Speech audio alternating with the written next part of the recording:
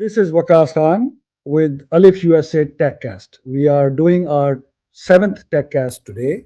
Uh, we bring you the most pertinent topics with movers and shakers in the world of technology, engineering, and academia.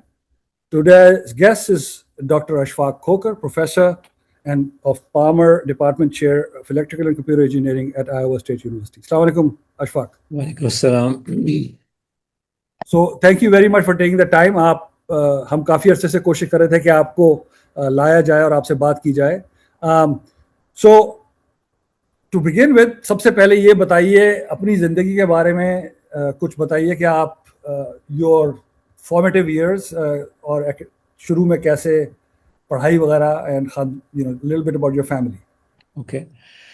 First of all, Waqas, thank you so much. It is indeed a pleasure आपके साथ join करना और इस particular effort को I really appreciate that you are bringing in folks like me and talking about our backgrounds. So I had a very, you can say, humble beginning in the sense that born in a very small town. You go from Lahore to Gujranwala. There's a small town very well known for basmati rice. It's called Khamuki. And when I was growing up in Khamuki, it was maybe 150,000 folks back in early 70s, late 60s. Now I think it must be over 1 million people town, but it is known for basmati rice. Most of the basmati rice that is exported are at least traded is in mandis like Khamuki. So both my maternal and paternal families were in rice dealership and rice shelling business. So I was born in Khamuki. I'm a middle of 10 siblings, so I'm the middle forgotten one. So you are the median. Yes, exactly. And I did schooling up to 10th grade in Khamuki, and then I came to Lahore. I did my FSC in Government College Lahore, and then I went to UET and I did my undergrad in electrical engineering. And of course, we were together at the same time at UET Lahore. Family background is that both my parents were coming from business background families, so they both were denied education. My mom was denied education because they were pre-partition. There were no Muslim-owned schools in that particular small town. And after 5th grade, she was asked to just not go to school. And then my father was the eldest child of the family. And my grandfather had a very thriving business. At pre-partition, he was in partnership with a Hindu partner on a shelling plant. So he asked my dad to just come back during his FA studies, and my father was very unhappy. So I would say that both the parents, when we were growing up, they never talked about business in the family. And they made sure that each and every one of us was pursuing education. And the standard was set by my elder siblings. Although I would say I'm the least talented of all. But my sister, the eldest sister, even in those times, she from that small town, she topped the district in board exams. My next brother, he was also the board topper. Then 2 other siblings were also board positions. And so my turn came, and I told my mom that don't worry, you want all of your male kids to go to Government College Lahore. I will go to Government College Lahore. Whether I'm the last one or the first one, it doesn't matter.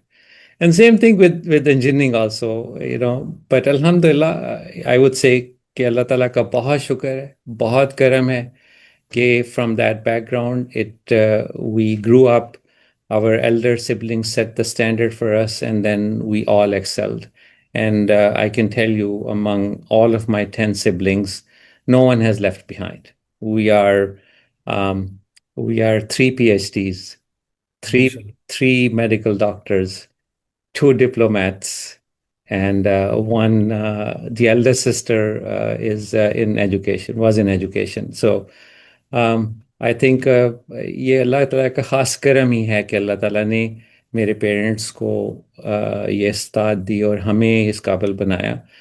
वगैरह every all parents do their best, and our success, I think I'll owe to Allah subhanahu wa ta'ala for all his blessings. नहीं, this is great story. And हम 4 साल साथ रहे, सारी उम्र बात करते रहे, मुझे ये सारी चीजें नहीं पता, विच इज Yes. फैंटास्टिक. सो दो चीजें मैं करूं. एक तो मैं एडवर्टाइज करूंगा. Yes. कामुकी की आपने बात की, चावलों की बात की. हमारा एक और क्लास फेलो, तो अब Yes. दो लोग कामुकी हैं. जो दूसरा हमारा क्लास फेलो है उसका नाम है इमरान. ही रन जीब्रा ब्रांड, जो कि Yes. अमेरिका में जो लोग रहते हैं वो जीब्रा के चावल उन्होंने जरूर खाए होंगे, और अगर नहीं खाए तो प्लीज खाएं. It's some of the best rice that you'll find. He's also from Kamuki and does the same Yeah. thing that Ashfaq's family apparently did it for multiple generations. So that's great. So एक तो मैंने advertisement they the, non-paid commercial. Yes. Second part is for a family, mashallah, 10 बच्चे, and then the parents who are in business do not talk about business and drive the kids to study, and then the accomplishment out of that is a fantastic tale. बहुत जबरदस्त, माशाल्लाह. अच्छा, तो अब आपने ये सारा कुछ किया, आप गवर्नमेंट कॉलेज गए, उसके बाद आप यूईटी आ गए. यूईटी का एक्सपीरियंस बताइए, how was that? So UET was again वही बात थी कि the condition of the parents were you have to go to the highest merit engineering discipline. And at that time, electrical engineering and civil engineering were just taking turns. One Yes. was on the top, the other. Yeah. Anyway, my interest grew in electrical engineering because in from the get-go, I was interested in fixing things, fixing electronics, and so got into university. And I think that's where the spark really started for higher education. First couple of years, I was just like as usual, everybody else, just coming in, taking the courses. But I would say in the third year, that's where I started getting more serious about, getting deeper into engineering, particularly electrical engineering. And then I chose as you're in the final year, I chose digital systems as the option, and that by de facto that discipline became computer engineering soon after our graduation. So computer, I would say, somewhat I was trained in computer engineering, and I think our professors like Dr. Noor Sheikh, Dr. Shahid Bukhari, Dr. Ashraf Iqbal, Dr. Salim. These were the people who really invested a lot of time into grooming our studies and lighting that fire beneath us to go and do excel in different pursuits of academics.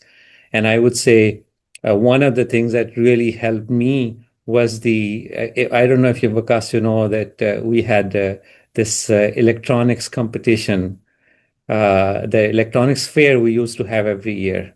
Right. And we used to build products, we used to test, we used to showcase. Yes. And I remember in my third year, I built almost like I would say it must be 14 foot by 4 foot kind of a large digital clock that was it really intense my interest into doing hands-on things. So I think I would say I was very blessed to have a very, very competitive class. You know how the cutthroat competition was. And you and all the other classmates made me excel, I would say. When in the US, you know, when you go and apply for an admission into undergrad, the the folks at the admission are looking not for just not necessarily for perfect GPA. They're looking for, when you were given the competition, how did you shine in that competition? And I think I would say that I was given the competition by the folks of like Waqas Shamim Khan and other folks, and I had to rise up, and I did my best, and Alhamdulillah, from there on, there was nothing to look back and just keep moving forward. Very good. This is excellent. Yes. So now you've graduated, Yep. and did you then work in Lahore in Pakistan, or how did your journey to USA come about? Yes. So soon after, even before, just before even we got our final exam, I had the chance to interview at NESPAC. Okay. And I got a job at NESPAC, and I joined soon after our final exams. I worked there as a computer engineer. So NESPAC at that time were just introducing computer into their business flows. And particularly, they had a project from USAID on building mapping technologies for Pakistan's electrical infrastructure. So they Okay. had surveys that were doing the survey of where the transformer is, where the pole is, what line, and so on and so forth. And previously, they would build those maps using draftsmen. But doing that for whole Pakistan, the project would take maybe multiple years. So NESPAC proposed to USAID to build in homegrown software for doing those digital maps. So I was a member of two-member team that we developed that software for them. One a very good colleague of our Fakhar Lodi and myself.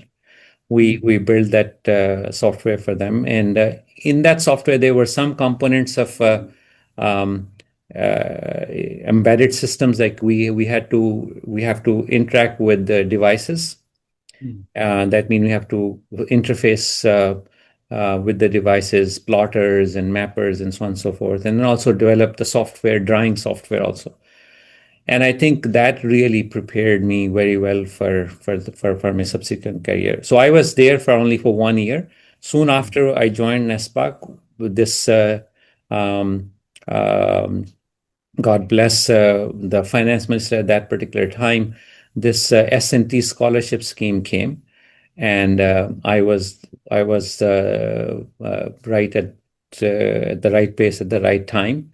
I applied for that scholarship. There was exams, and I remember still, um, in the exam there were some questions, and they happened to be from the IEEE computer magazine that came out just a month before the exam. And I happened to stumble across that, I think, through our electronic society and British, our American consulate. Um, so I happened to go through that magazine and read it. And when the exam came, it seems like we were reading the same things. And so it went very well. I got selected. I came to the US. So I got into computer engineering at multiple schools. I just immediately said yes to the first admission I got, uh, and it was from Syracuse University.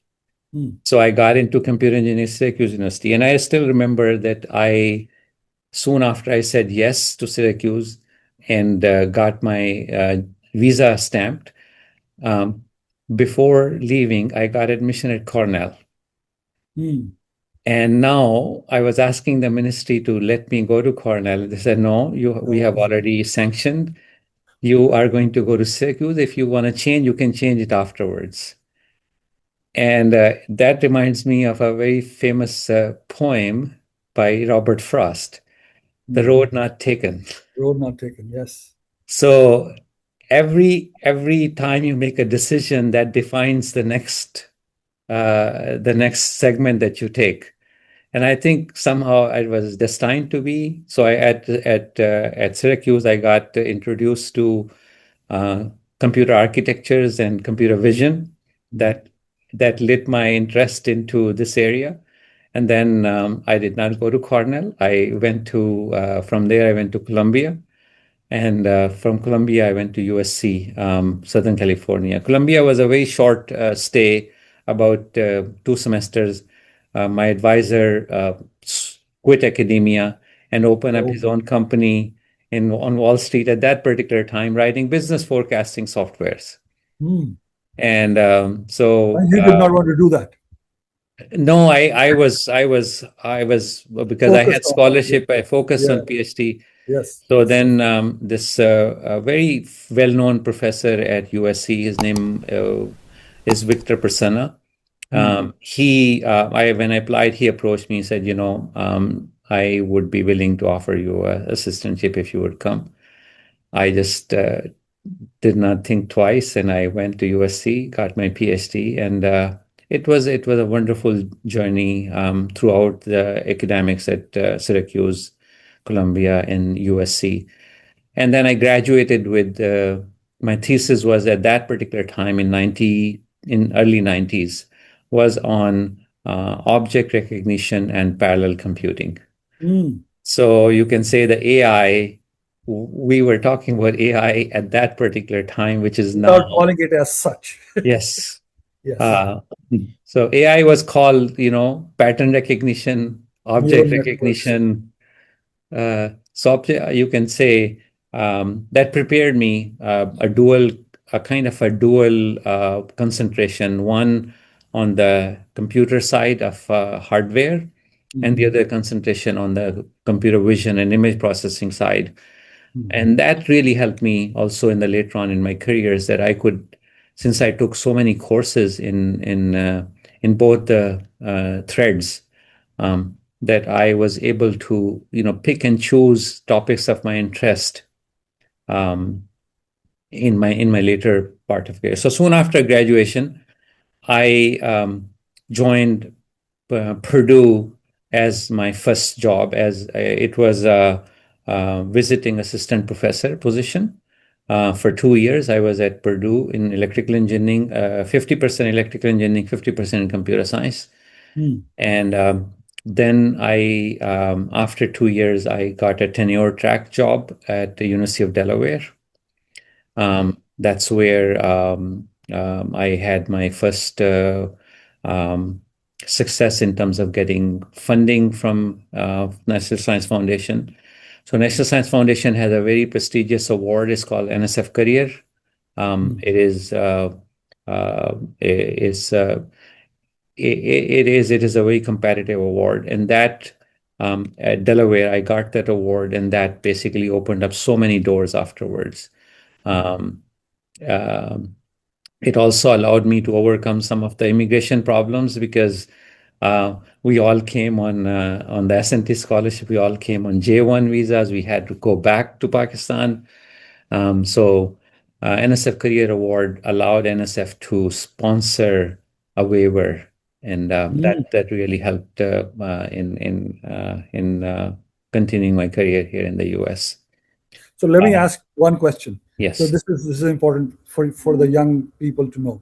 So what entails that award? What does it take for a young professor um, to get that award? What does that mean? So the previous name of this award before that year was the first year it was called NSF Career, but Okay. previous year it was called um, Presidential Young Investigator Award, or there were multiple different Whatever. names.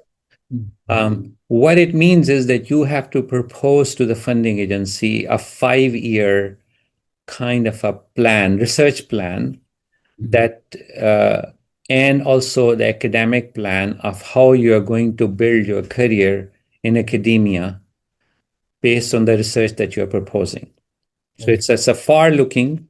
and it is a single PI, no other collaborators, and you Yeah. have to lay out completely Vision. as to how you're going to build your career. Yes. So you have to lay out enough research problems over for 5 years. You have to lay out how you're going to link those research problems to your classroom, and so you have to give that. And I think um, uh, the main thing in any funded projects from federal government agencies here in the U.S. is that you have to be proposing something that is going to take the state of the art to a level which is going to be significant investment. Plus, it is also of interest to some stakeholders in the industry, in the federal government, and other places. So, um, therefore, you have to be you have to do um, you have to do your homework in the sense whatever you're proposing, whether you are qualified to do that work. And then second is whatever you're proposing is indeed going to add significant to the existing state of the art. And I think um, if I remember correctly, my at that particular time, um, multi-threaded concept was just coming online Mm. in the sense of people were just talking about it. There were no architectures yet built for that. So Mm. my proposal was how to do parallel computing in a multi-threaded architectures, and how to divide existing computations into these threads and so on. So now everything is automated, but it is based on our algorithms that we designed at that particular time, that now we see, compilers already had those components in there. But that's what my proposal was, and that's what I built my career on. Excellent. Excellent. So you got this award. The immigration thing got fast tracked. Yep, Now you're still in Delaware. Blue Hens is what it yep, is. yep, yep. It's like one of the great names in American academia. Okay, then what happens? So in 2000, I joined Delaware in 95. In 2000, I switched to University of Illinois Chicago. And the reason was that at that time I had gotten married, I had one child, and my wife was also of a professional background. She was an anesthesiologist from back home, and she wanted to pursue her career also. And we were looking at places where there would be more opportunity for a dual career, professionals. So and I think I can say my NSF Career Award was a major attraction uh, Mm. for anybody who was looking for to hire young faculty at that particular time. So I had offers from Penn State. I have offered from University of Chicago. I had offered from a few other places too, but I wanted to go into to a bigger city, more medical schools, and Chicago is very well known for a huge medical district. So UIC also promised that they will help in placing my wife into some opportunities for her career. So we chose, I came to UIC. Um, but before I came, I had already gotten my tenure at Delaware. So I Mm. became associate professor the same year that I moved. And Mm. so in American academia, generally, when you have gotten a tenure at a similar um, R1 university, you are granted tenure if you move, you granted tenure at the other university. Mm. So I got tenured offer of associate professor at UIC. So we moved to UIC, and I worked there for about 13 years. I got through UIC, um, I got multiple other, research awards in terms of best paper awards, and awards from Department of Homeland Security, awards from National um, Institute of Health, and awards from U.S. Army. So they were all looking into the kind of works that we were doing. Um, so um, I think that's where my career really flourished. I became director of graduate education there. Also, I got elected into IEEE fellow at UIC, and so the moment I got into director of graduate education, I started getting invitations to apply for department chairs because now Mm, I'm into administration also a little bit. mm, So I I entertained a couple of those invitations, and I got an offer to become department chair of electrical and computer engineering at IIT Chicago, which is again one of the very well-known engineering schools in the US. So I joined there as a department chair. Uh, I served there as the chair and professor for 3.5 years, and then the opportunity at Iowa State came. So Iowa State is a land grant school. It's a very large school. IIT Chicago was a small private school, mm. and so I saw an opportunity to do a little bit different type of administration at Iowa State. Um, I came, interviewed, and I really loved the place. And I am here since last 10 years as department chair. And things are going very well. And I think I am finishing my second 5-year term by the end of December 2027. And but before I finish that term, I think you already know that I have accepted to move as Dean of Engineering at Kansas State University. It is again a land grant university in Kansas, very well known for engineering. I will be moving as Dean of Engineering for it's called Carl Ice College of Engineering. So starting August, I will be moving on to uh, next Yeah. explorations and next opportunities. So Um, now this is very impressive, and you know, great humility that you possess. It's very enervating. So now the main point, while you are teaching and you are managing both at the same time, what are the things that you're working on, right? For the 10 years, and then another 3.5 years, and then now another going to be 10 years, right? What are the things that Ashfaq Khokhar has done, specifically areas of your interest on the engineering and academic side? yeah.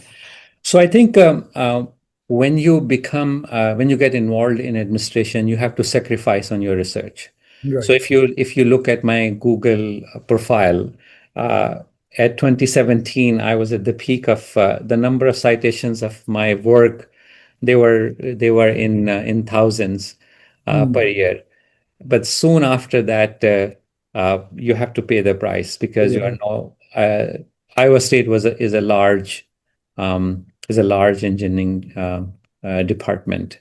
It has about close to 70 plus faculty members, and so you have to. They hire you for to do the administration, so you can't say I'm going to keep continue doing my research. So I had to sacrifice. So I slowed down my research, and I had more time spent on administration. So before I would get into administration, let me just tell you that I am so humbled and so blessed by the students that I got during my academic career that I got to mentor. Mm. I would say I have close to now 30 plus PhD students that I have mentored as their main advisor. Mm. Close to 50 plus students who have I mentored as masters, and equally large number of undergrads that I have mentored as undergraduate research, not teaching but undergraduate research mentoring. Um, and I would say whatever I have accomplished today, it is because of my collaborators, is because of my students. They really shine out. They look me good. They made me look good. And I think um, we did so many. Once in academia, the beauty is that you can choose the problems that you want to work on. Mm. It is as long as you can demonstrate that yes, the problem that I'm choosing are of interest to industry, to my peers, and to the funding agencies, you can choose whatever you want. So I have diversified my research portfolio. I started, as I said, parallel architectures and computer vision. I have published in journals on death anxiety. Mm. Mm. I have published on work on for example, molecular dynamics simulations. Mm. Even on finite element meshes, I had a very good colleague. I think you know him, Arif Masood. Arif Yes. Masood and I were together faculty at UIC. Mm. We published together. We went to Pakistan together to do some sponsor research there as well. So I think career from a research career, I have a very diversified portfolio now. Mm. As far as 13 and a half years or 14 years of department chairship, it's a different impact, I would Mm. say. Mm. I have hired more than half of my faculty here at Iowa State is someone that I have hired them. Mm. So they are going to define the next 25 years of this particular department. So Mm. I could say that, in the next 25 years, the hiring decisions that I was asked to make will have some impact on the profile of this particular department. I Right. have launched new programs, new undergraduate degree programs, new graduate programs. Um, in that process, also I became president of Electrical and Computer Engineering Department Heads Association that all across the U.S. and Canada. Um, that basically allowed me to interact with all the department chairs, regardless of which university they come from, Mm. and had kind of a understanding of what a small public school, a large public school, or a MITs, or Stanfords, or Berkeleys of the world universe, how they are thinking, what their problems are. So I think it gives me a very good exposure to, in general, landscape of electrical and computer engineering in that particular position. Excellent. Moving forward, as a dean, I will no longer be looking just on in electrical and computer engineering.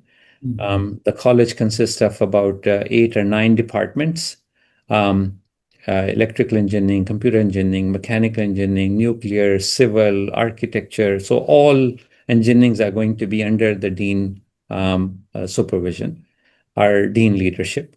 And there, the impact is going to be now even broader Mm. because our research are becoming much more interdisciplinary. Our education curricula is becoming more interdisciplinary. So I think I will have a chance to impact engineering at large in a very different way in my next role. And Allah subhanahu wa ta'ala, knows what is there for me in the next 10 years or 5 years and where I will be.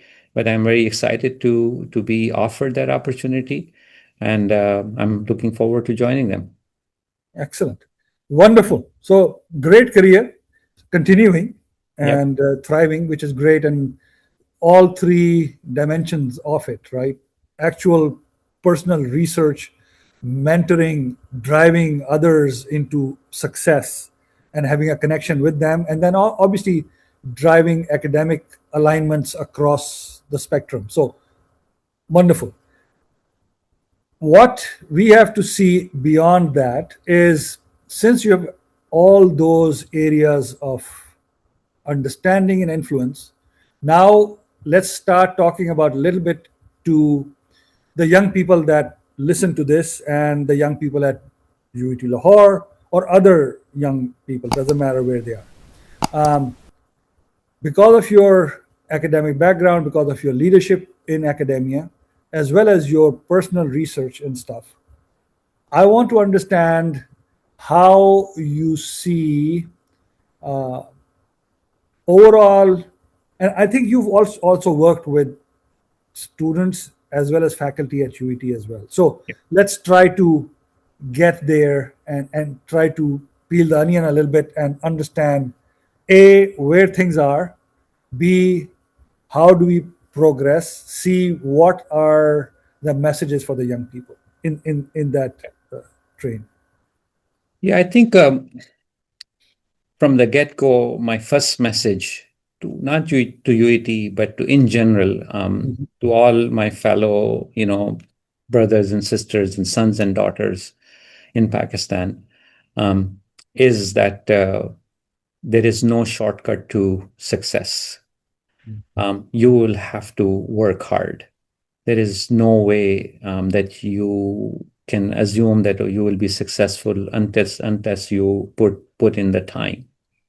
And time and again, I have seen, not very prevalent, but in many cases, I've seen that students come from Pakistan, they want to be very quick and successful immediately. Mm. And whether they want to pursue an academic career or whether they want to pursue an industry career, they want to be successful immediately. The second thing is that, I have told this to all of my students, and I would say out of the 30 students that I have graduated under as PhDs, at least half of them were from Pakistan. Um, and I have told them that you should not be bounded by the geographical region to pursue excellence. No matter where the excellence takes you, go there. Mm. You don't have to settle on a mediocre job in the US just because you want to get a green card or you want to get just go wherever excellence is, and you will find that other opportunities will come along. Whether you want to come back to the US or whether you come back to other parts of the country, are and eat back in Pakistan, if you are excellent, you will be you will be getting a lot of opportunities. So focus on excellence. That would be my first message to the young generation. The second is that to my message to our alma mater, um, that in this today's world of generative AI and all other innovations that are happening, the curricula is no longer afford to be stagnant. When this revolution was not there, we could see that whatever you and I studied in electronics, 20 years or 25 years down the road, the same books, same methodologies were being used. Mhm. But that is not going to be the case now. Our curricula need to really, innovate and adapt at a very fast pace. That means the cycle of revision into curricula has to be much faster, and that means what needs to be taught and how to teach it also. And that how to teach is becoming even more important. You and I graduated, we were used to writing things down. Mm. There were no YouTube lectures. Right. There were no such social media platforms that we could use. But today, this generation, this Gen Z or the next generation, are very different. Their way of learnings are very different. Their way of digesting information are very different. But if we keep on teaching them the same way, the same content, we are going to lose them.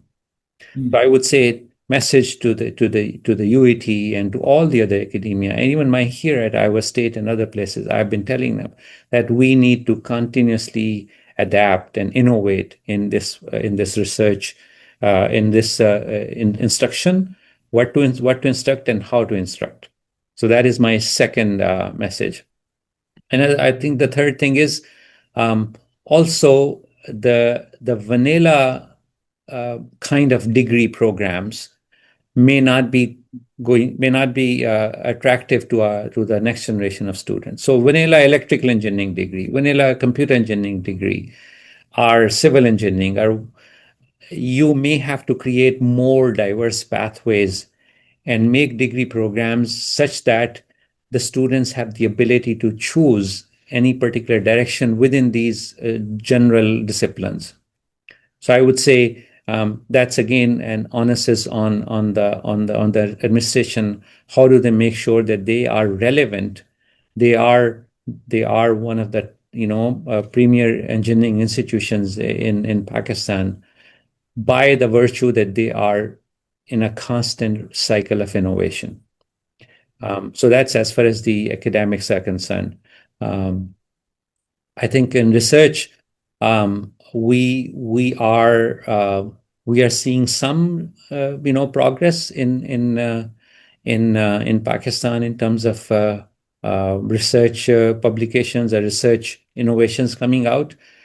But my main problem that I see is that when you ask a teacher or a professor to teach um, 2, 3 courses a semester, then you cannot expect them to be equally prolific in research. So then they become more like a teaching faculty. And what I'm seeing in UETs and other places in Pakistan is, and some places are realizing that, but some places are not, that they still give this much of teaching load to faculty, but then they are also expecting that they should be publishing in top tier journals and forums, and those are not going to be. These are two different, opposing kind of endeavors. So I would say that if you want to be serious in research, create environments where faculty and students have the ability to put time and effort into that research and produce quality research output. Um, I can tell you that UET is still as full of raw talent. People come into UET with some of the best performances in their pre-UET careers in terms of FSC or metric exams or A levels or O levels. So raw talent is there, and if you can really channel that talent, there is no match to that raw talent compared to private schools or schools that have more selectivity in terms of who can be admitted, who can afford to come to that particular school, and so on and so forth. So UET has a huge advantage, and we should take it. We should really make sure that we take full advantage of that particular opportunity. Wonderful. So now let me sort of parse that into a couple of more things, right? Both from the matter of the fundamentals that, and we've talked about this, so it's not something new, but I think it's good for us to talk about it for the audience. Um, when young people come into an institution, the ability or the capability is there, right? To draw talent, as you said. Having value of fundamentals or basics, which are up to a certain level in mathematics, in physics, in chemistry, as a baseline to start then building on top of that foundation, is essential. Yep. And I think I wanted to get your feedback for those people to try to understand. In general, when we went to school, there are 4 years of math classes. So we have four math, 101, 201, 301, 401, right? Yeah. Through our undergraduate degree. And those are great. But if they had a baseline which was high and then build on top of it, that basically becomes much stronger building. So please I elucidate think on. a very good point, Vikas. I think we should have talked about it earlier also. Math in engineering, particularly in electrical and computer engineering, and in general for all engineering, math, physics, and chemistry are very important three basic science subjects that really prepare you well for engineering disciplines. depending on which discipline you're going, application of physics and chemistry are going to be maybe a little bit different in terms of intensity. But math and these other disciplines are very important.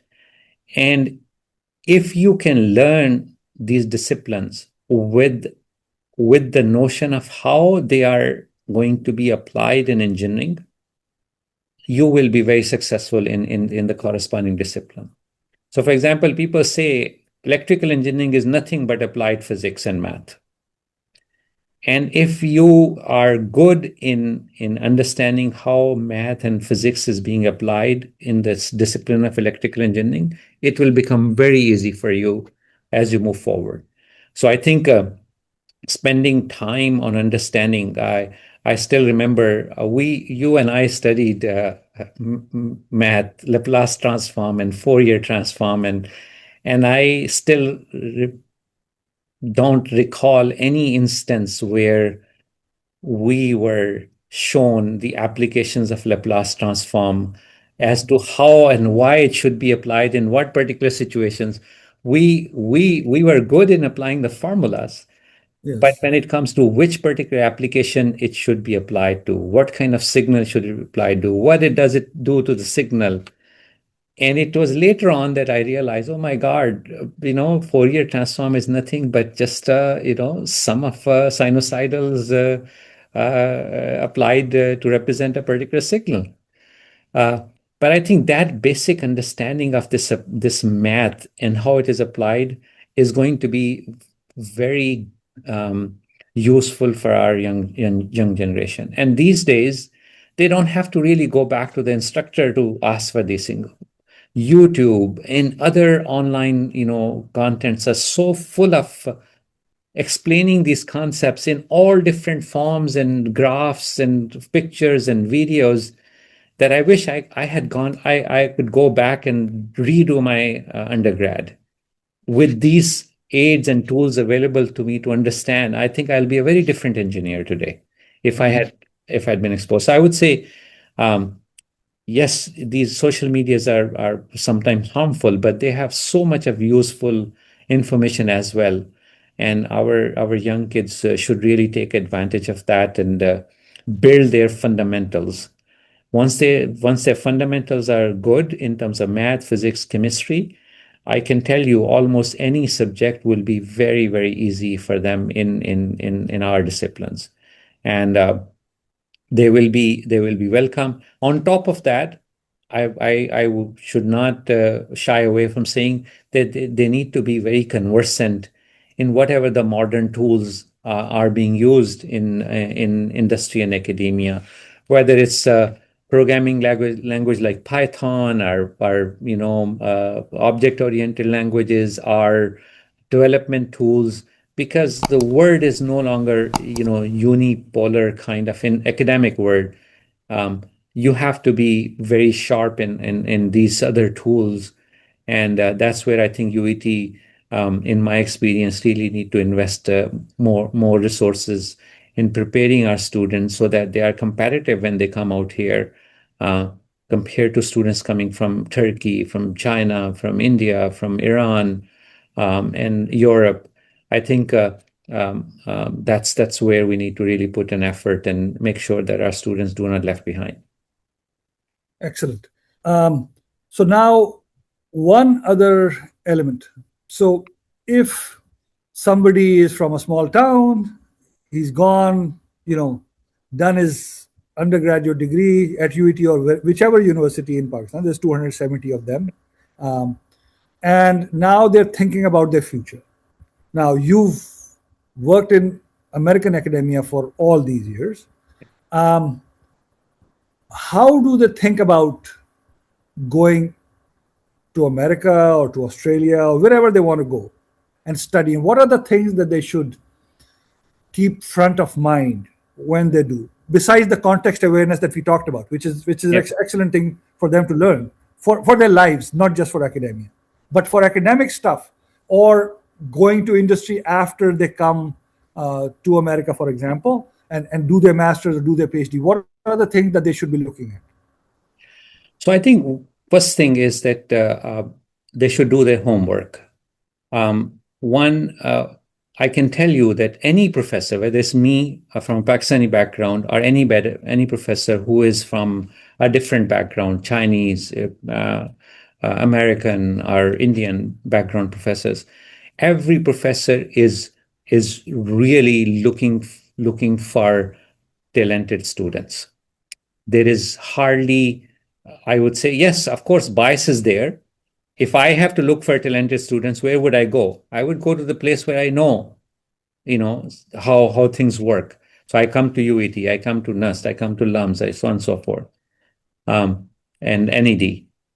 But regardless of that, there will be still a lot of other, openings where you would find professors are really looking for great talent, and they will be welcoming students from any background.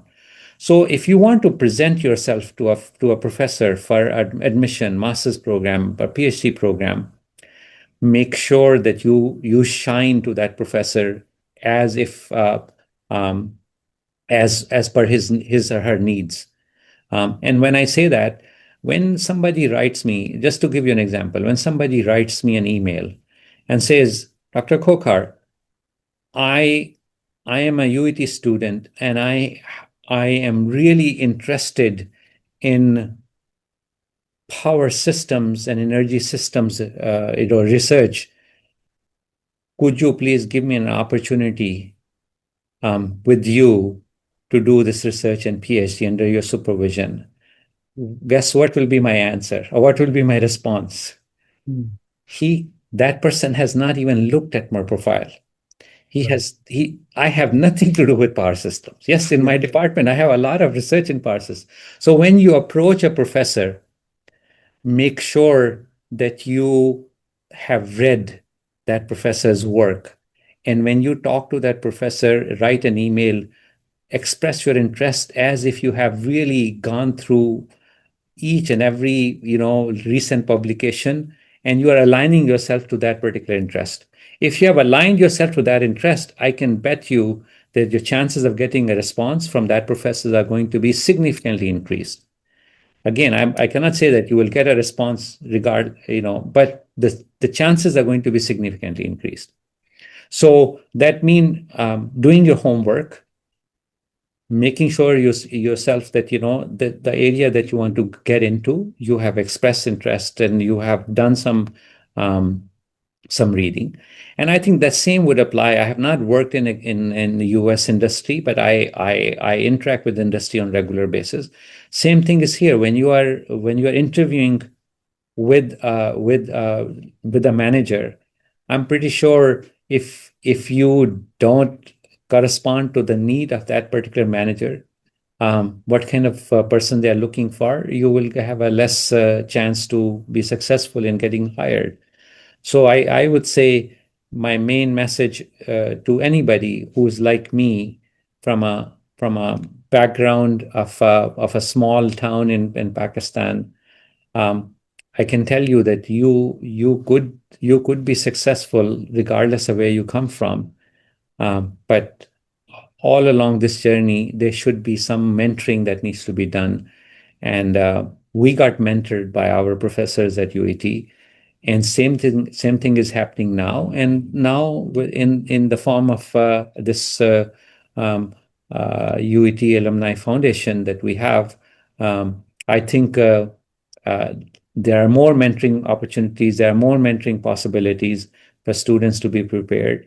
And I hope that this will increase awareness among students as to how to pursue higher education, how to pursue industry outside of Pakistan. Excellent. In fact, this is a very, very good inputs and ideas and perspectives and insights that I'm sure our young people will get a lot of mileage from. So I thank you for your time, and I want to also let people know that our TechCast 8 will be on 6th of May, and Mr. Rana Imtiaz, who is a founder of a private equity entity uh, in New York, will be our next guest.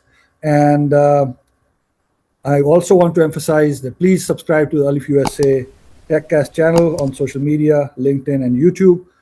And as always, I end with a शेर. And आज के जो शायर हैं वो जनाब कतील शिफाई हैं, और उनका शेर जो है, करना है जो मार्का जीस्त तो सुन ले, करना है तो जो मार्का जीस्त तो सुन ले, बेबाजुए हैदर दरे खैबर नहीं गिरता. With that, I Very, bid very you adieu. relevant. Thank you very much. Good Right. night. Thank you very much. Thank you, Vikas, for the opportunity. And again, I would say to your audience, please feel free to reach out to me or to other